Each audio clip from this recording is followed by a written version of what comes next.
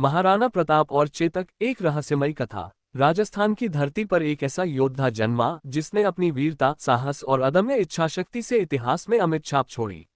महाराणा प्रताप का नाम स्वतंत्रता और स्वाभिमान का प्रतीक है, लेकिन उनकी कहानी में एक साथी का नाम भी अमर है, उनका घोड़ा चेतक। चेतक केवल एक घोड़ा नहीं था, वह प्रताप का सबसे भरोसेमंद साथी और युद्ध के हर मोर्चे पर उनका सच्चा सहयोगी था। हालांकि महाराणा प्रताप और चेतक की कहानी केवल वीरता की नहीं, बल्कि रहस्यों से भी भरी हुई है।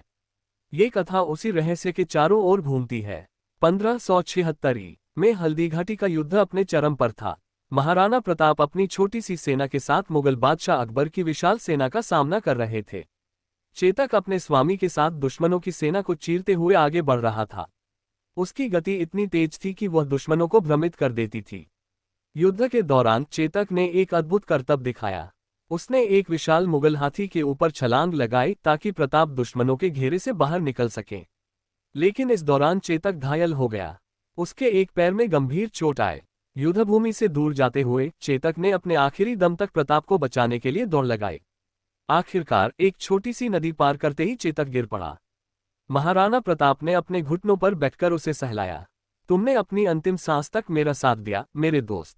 मैं तुम्हारे बलिदान को कभी नहीं भूलूंगा। हल्दीघाटी के युद्ध के बाद महाराणा प्रताप ने प्रतिज्ञा ली कि वे अपने राज्य मेवाड़ को मुगलों से मुक्त कराएंगे। लेकिन चेतक की मौत का दुख उनके मन में गहराई तक समा गया। युद्ध के कुछ समय बाद प्रताप को एक अजीब खबर मिली। उनके एक सैनिक ने बताया कि उसने पहाड़ियों में एक घोड़े को चेतक की तरह दिखते हुए देखा है।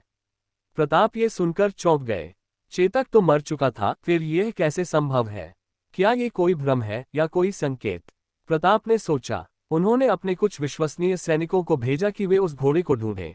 एक रात जब महाराणा प्रताप अपनी सेना के साथ शिविर में थे, तभी एक अजनबी व्यक्ति उनके पास आया। वह लंबी कद काठी का व्यक्ति था, जिसकी पोशाक राजपूताना नहीं लग रही थी। महाराणा प्रताप, मैं आपकी सहायता करने आया हूँ।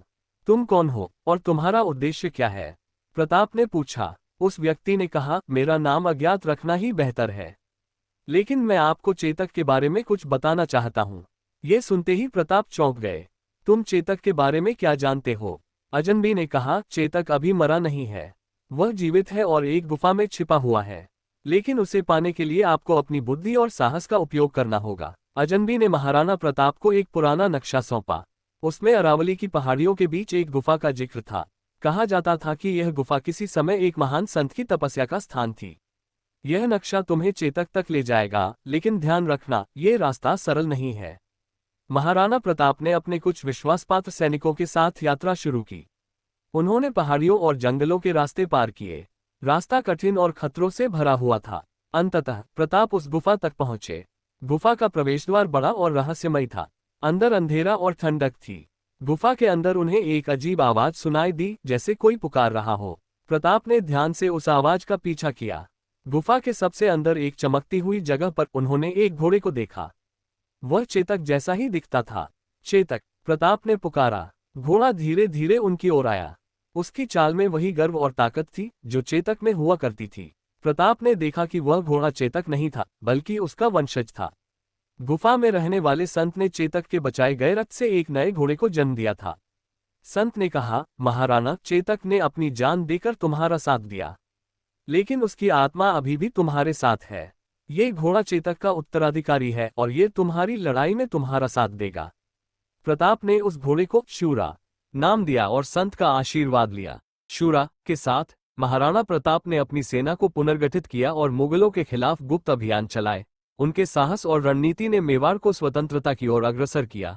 हल्दीघाटी की वीर गाथा और चेतक की कुर्बानी ने उन्हें हमेशा प्रेरित किया, लेकिन शूरा ने भी इतिहास में अपनी छाप छोड़ी। समाप्ति। महाराणा प्रताप और चेतक की कहानी आज भी राजस्थान की हवाओं में गूंजती है।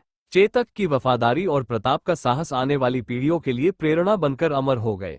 इस रहस्यमयी कथा ने यह सिद्ध कर दिया कि सच्चा साथी हमेशा अपने स्वामी के साथ रहता है, चाहे वो चेतक जैसा घोड़ा हो या शूरा जैसा उत्तराधिकारी।